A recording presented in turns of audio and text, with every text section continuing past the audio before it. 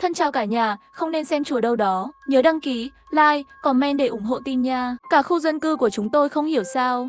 Mọi người đều bị một căn bệnh kỳ lạ. Bảo vệ đã gửi một bản quy tắc an toàn tại nhà vào nhóm cư dân. Sau 10 giờ tối, dù bạn nghe thấy âm thanh kỳ lạ gì, cũng đừng nhìn vào mắt mèo. Thuốc cảm chúng tôi phát là màu trắng. Nếu bạn thấy thuốc cảm màu đỏ, hãy ngay lập tức chạy vào cống thoát nước. Đừng mở cửa cho bất kỳ ai. Khi nhận được tin này, tôi cảm thấy hơi kỳ lạ.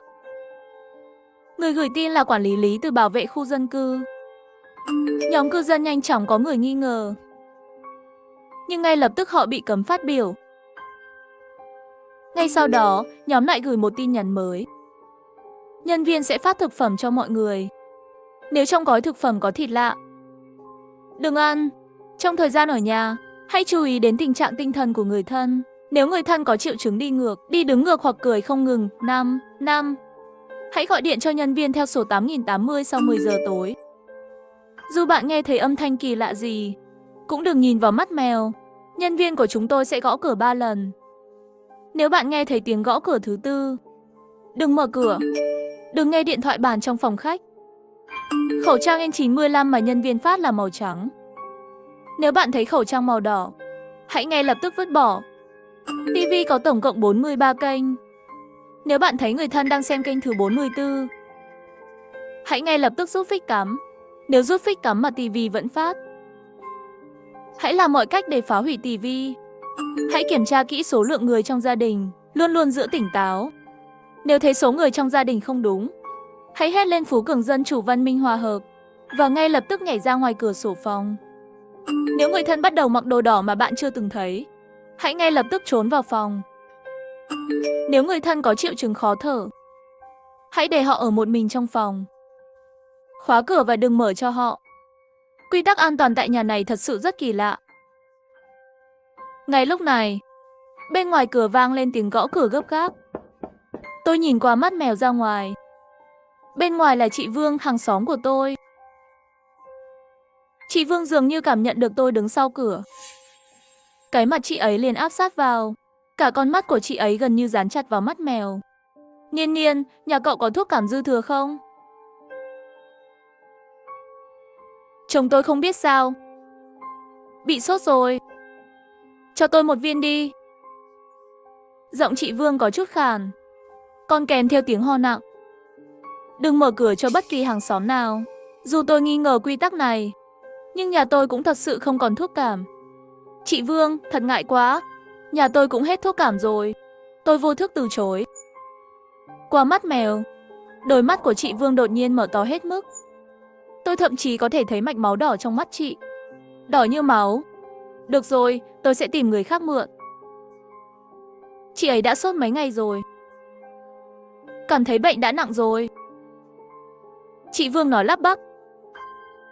Nhìn theo bước chân cứng đờ của chị đi về phía trước, một linh cảm mách bảo tôi, chị Vương có vẻ không ổn.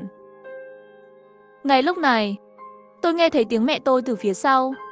Chờ đã, đừng đi vội. Thuốc cảm thì chúng ta có chút. Chiều nay tôi có mua chút. Con gái nhà tôi không biết. Tôi thấy chị Vương đột nhiên dừng bước. Chị ấy bật cười một cách đột ngột. Tôi rõ ràng nhìn thấy nụ cười nở ra trên khóe miệng chị. Mẹ, đừng mở cửa. Tôi đầy sợ hãi nói.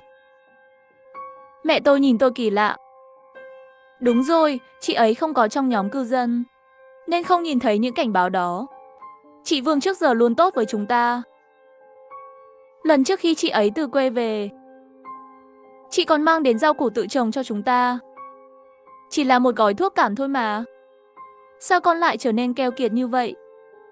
Trong thời gian dịch bệnh, quan trọng nhất là giúp đỡ lẫn nhau. Tôi cố gắng ngăn không cho mẹ mở cửa. Đột nhiên phát ra một âm thanh kỳ lạ. Qua mắt mèo, chị Vương đang nhìn tôi mà không có biểu cảm gì. Cứ đập vào cửa lần này đến lần khác. Trán của chị ấy nhanh chóng xuất hiện vết máu. Nhưng chị ấy dường như không cảm thấy đau, vẫn tiếp tục đập cửa. Chị ấy một cách cơ học lặp lại câu nói này. Cuối cùng, ngay cả mẹ tôi cũng cảm thấy có gì đó không ổn. Niên Niên, con nói chị Vương có thể đã phát điên rồi không? Ngay lập tức tôi nghe thấy tiếng cửa nhà hàng xóm bên phải mở. Có chuyện gì vậy? Muộn thế rồi. Còn làm ồn ào không cho người ta nghỉ ngơi. Hàng xóm bên cạnh là một người đàn ông trẻ mới chuyển đến. Tôi thấy chị Vương ngừng hành động đập cửa. Đôi mắt của chị ấy chậm rãi chuyển về phía có âm thanh. Sau đó, hình bóng của chị Vương biến mất khỏi mắt mèo. Ê, mày sao thế?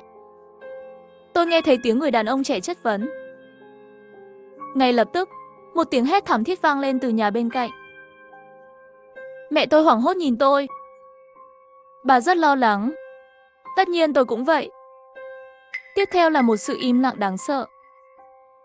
Qua mắt mèo, tôi không thể thấy rõ bên ngoài đã xảy ra chuyện gì.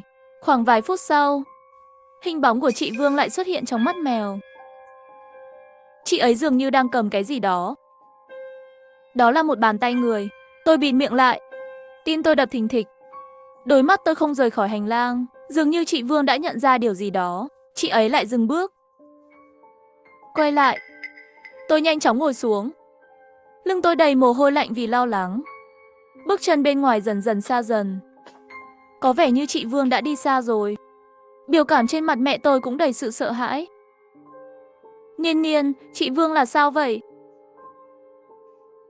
Tôi không trả lời câu hỏi của bà, mà chỉ cho bà xem quy tắc trong nhóm cư dân. Những điều kỳ lạ ngoài tầm kiểm soát đang lặng lẽ xảy ra. Đột nhiên mẹ tôi nắm chặt tay tôi. Bàn tay bà đang run rẩy nhẹ. Con nghe thấy tiếng gì không? Môi tôi run lên vài lần. Con cũng nghe thấy rồi. Từ hành lang vang lên một âm thanh nhai rất nhỏ. Giống như ai đó đang nhai một thứ gì đó rất nhỏ. Tôi nuốt nước bọt một cách khó khăn. Một suy nghĩ vô cùng đáng sợ xuất hiện trong tâm trí tôi. Không thể nào. Làm sao chị Vương lại đi ăn thịt người được? Đột nhiên tiếng bước chân nặng nề lại vang lên. Rầm một tiếng. Cửa bị đập mạnh phát ra tiếng động lớn. Hình bóng của chị Vương xuất hiện trong mắt mèo.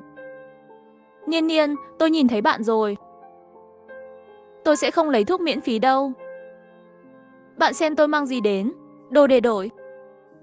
Miệng chị Vương nhếch lên thành một nụ cười kỳ lạ.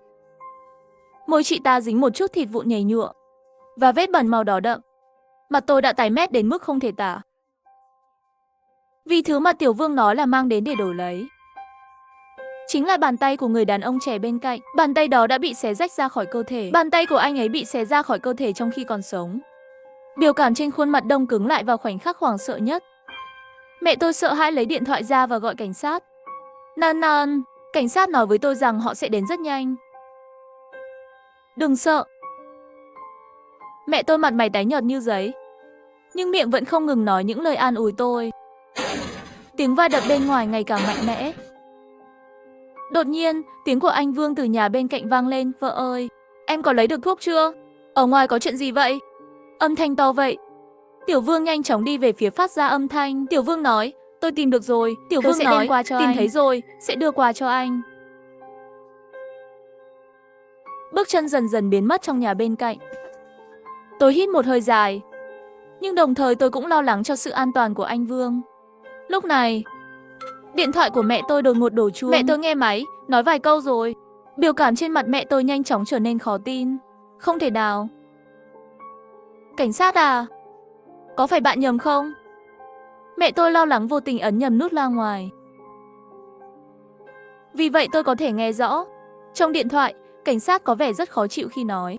Thưa bà, không thể đùa cợt chúng tôi như vậy. Chúng tôi đã đến nhà các bạn rồi. Hỏi thăm các bạn tình hình thế nào. Các bạn chỉ đứng đó và nhìn chúng tôi cười. Nhưng mà cười như thể không phải con người. Được rồi, lần này coi như miễn. Điện thoại bị ngắt. Tôi và mẹ tôi nhìn nhau. Và trong ánh mắt của nhau, chúng tôi nhìn thấy sự sợ hãi sâu sắc. Tôi rất rõ ràng nhận ra. Bây giờ tôi đang ở đâu? Chắc chắn không phải thế giới thực tế này nữa. Cả khu chung cư của chúng tôi đã bị tách biệt khỏi thế giới thực. Ngay lúc đó, lại có tiếng gõ cửa ngoài cửa. Xin chào, chúng tôi đến để phát thực phẩm. Xin vui lòng mở cửa một chút. Một người mặc đồng phục trắng đứng ngoài cửa. Mẹ tôi đang định mở cửa thì tôi nhìn chằm chằm vào anh ta và lắc đầu. Vì vừa rồi anh ta đã gõ cửa 4 lần. Nhân viên của chúng tôi chỉ gõ cửa 3 lần. Nếu nghe thấy tiếng gõ cửa thứ tư, xin đừng mở cửa. Mẹ không thể mở cửa. Tiếng gõ cửa không đúng. Làm sao có 4 tiếng gõ?